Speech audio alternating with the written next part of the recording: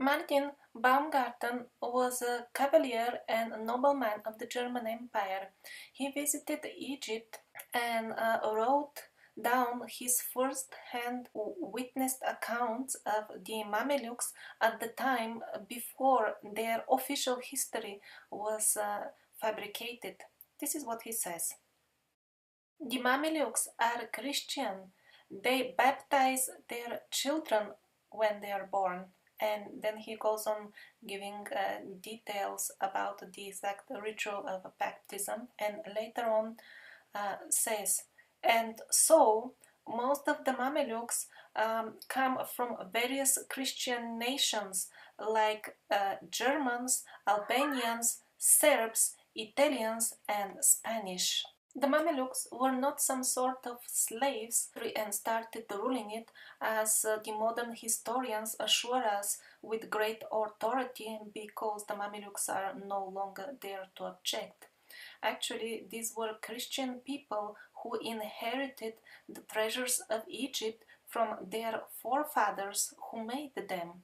It wouldn't be very correct to label the Mamluks as survivors as well, because after thousands of years of war, the descendants of the survivors lost most of their knowledge. I'm not saying every Mamluk had a private flying saucer in the backyard. The loss of technology is very clearly illustrated by the devolution of building techniques, and you can see that in detail in my videos about the pyramids of Giza, and also the videos about the megaliths in America.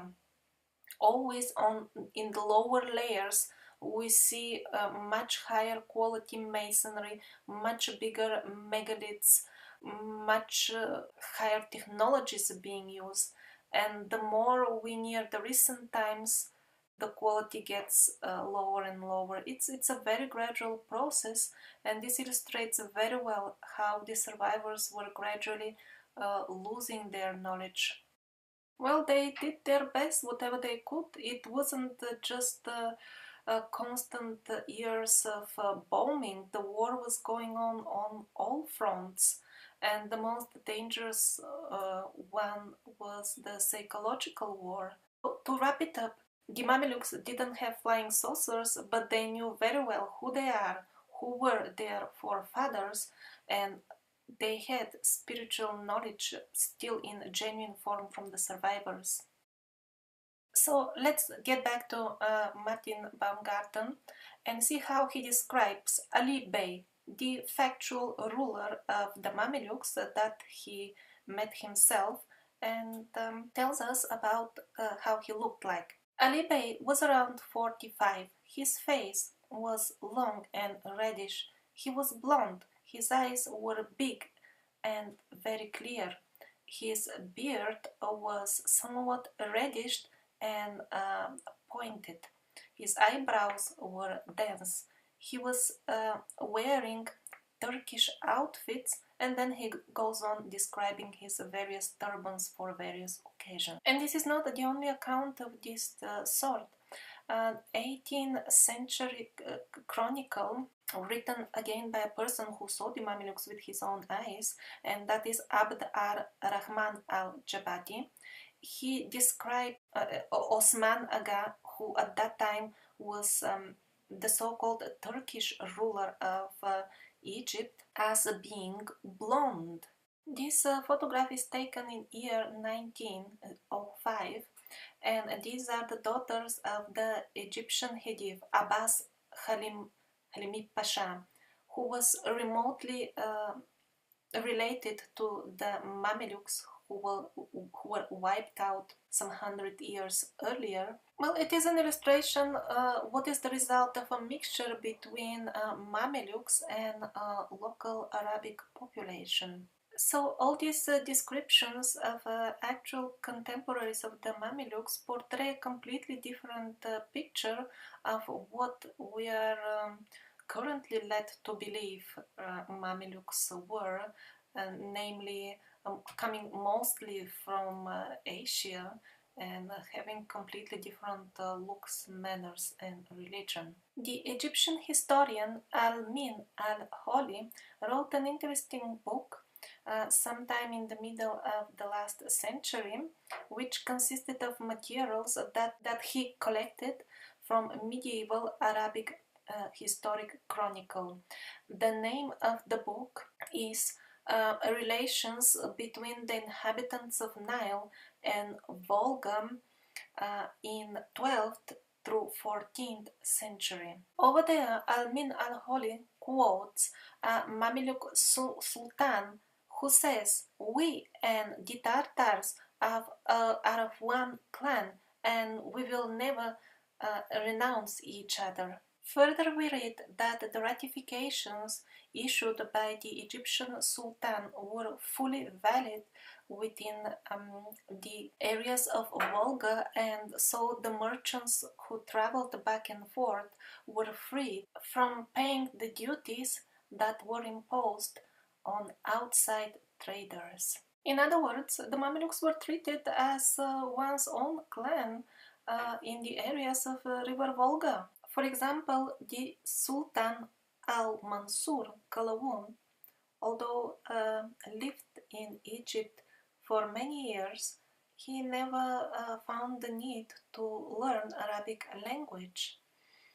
His predecessor, Baybars, also needed a translator when he spoke Arabic. Hajib Ahmaz Beshtaq al-Kipchaki is one of the most famous emirs, and he did not find it suitable to use Arabic in his palace, and for that reason he also kept translators when he needed to communicate with the Arab-speaking people of Egypt at that time. As time went on, some of the survivors blended with the Arab population and accepted the Islamic faith. Others remained Christians, and those are nowadays known as or Coptic Christians. According to the official history, Egypt was freed from the oppressive Mamluks by the Western European military forces. And let's see when the Christian Western Europeans freed their Christian brothers, the Copts, in Egypt, what did they do with them? Normally, one would expect, if that situation was true, that they would rejoice meeting other similarly minded people who glorified their Lord Jesus Christ. The truth is, they didn't care about any Jesus Christ. The monasteries laid in ruins, the churches were plundered, the leaders of the clergy, no record of them. The Coptic Christianity was still pure. It still had the original message of Jesus Christ about how to modify the reality we live in with the power of our thoughts and intentions. The soldiers of the parasites quarantined the Coptic Christianity for some 50 years, waiting for one generation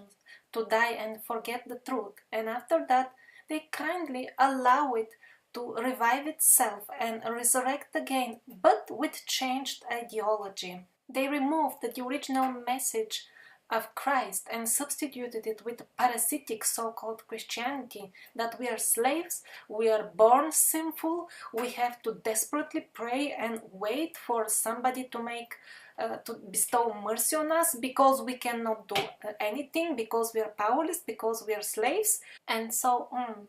The original Christ teaching was how to awaken the divine in us, those absolute powers that we possess as humans naturally, being part of God.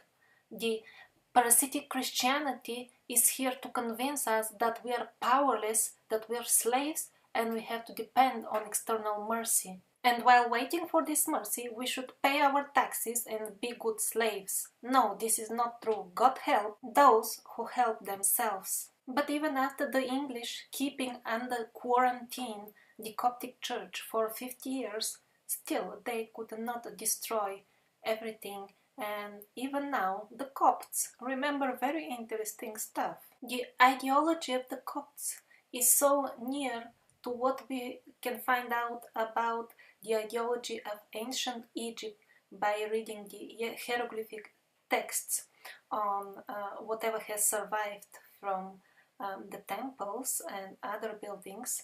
And that is why even official researchers call the Coptic ideology direct continuation of the ancient Egyptian. But how is that possible? That ancient Egyptian culture supposedly existed a few thousand years ago, and the Copts are very, very recent Christians. As I explained earlier, one of the prime instruments in fabrication of the fraudulent history was to drive important events in culture way back in the past to make them look unimportant and irrelevant to us. The kingdoms of the Egyptian pharaohs were also artificially shifted to the faraway past, but in reality the last pharaohs were Christian themselves. Christ appeared in the already rotting from within society of the survivors to restore the truth.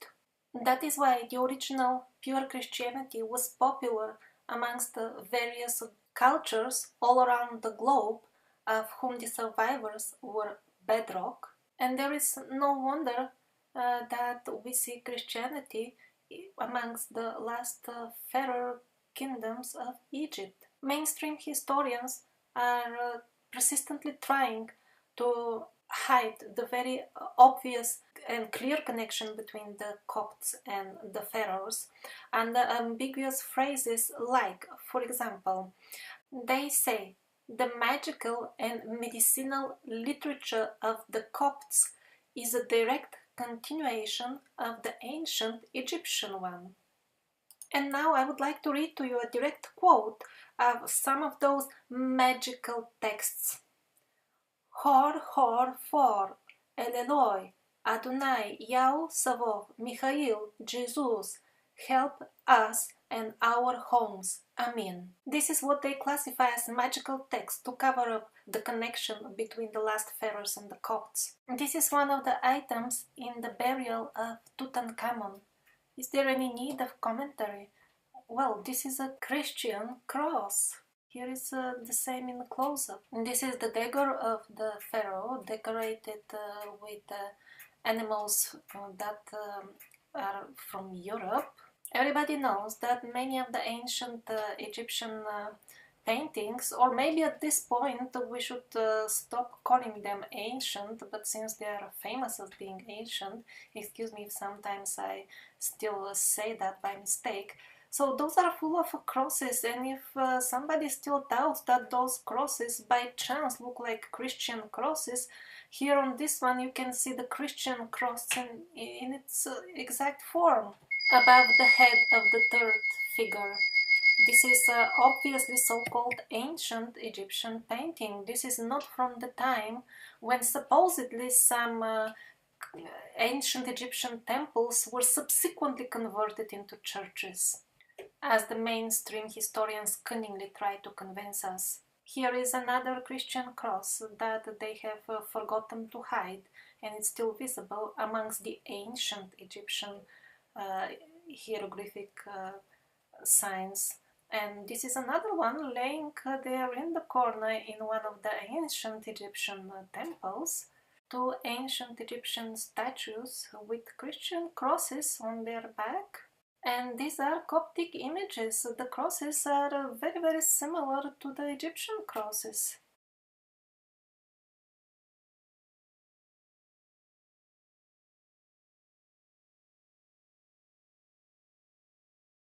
Here are a few more Egyptian Ankh crosses. And so, sometime in the end of the 18th century, some Jesuits are being sent to Egypt to start fabricating the future image of ancient Egypt as we know it nowadays, and which is absolute historical fiction. Remember earlier it was exactly Jesuits who took a very active part in fabricating the books that would serve as the basis of the fictional history during the Reformation period. Egyptology as science started existing very, very late in the 19th century. At that time, the Scaliger version of history was already widely accepted as scientific, and the Egyptologists were forced to adjust everything to fit those mistaken axioms that were laying the basis of the timeline of Scaliger. And if they would disagree with the Scaliger timeline, they wouldn't be employed as official scientists anymore, very much like today actually. It is very easy to maintain the false myth that the timeline of Scaliger is the only scientific one, with the simple practice of removing all those who do not agree with Scaliger. They are unlisted as scientists, and in this way, it only those who agree remain. And yes, then it is true, almost all scientists do agree with Scaliger. Sometimes so-called ancient sources are quoted to support the Scaliger Pitavius timeline of Egyptian history. However, please be aware that, for example, the most famous of them, the work of Manethon, is not available in original nowadays. And so if you see some quote from Manethon, well, it is very easy to manufacture all of that, to fabricate it, because the original is no longer available. So you can put any fantasy and label it as coming from Manethon, no problem. And so is the situation with all other so-called ancient sources. As far as the official history of the various dynasties and times of rule, of reign of various pharaohs, that was easily fabricated by Henry Bruch, who approached the matter in a very practical way. He took various lists from the temple carvings. Some of them definitely were names of pharaohs. Others was not sure, but he took some lists that he liked, and also assuming, according to his liking, that those were only pharaohs. Others, they didn't fit so well, so declared them mythical, mythology, and did not include them. And then to fix easily the dates of their reign, he just decided that everybody has ruled 33 years, or to be more exact, 100 years for every 3 pharaohs. And that is how this full history was cooked and was ready to be served to the public as science. Egypt was one of the most important centers of the culture of the survivors.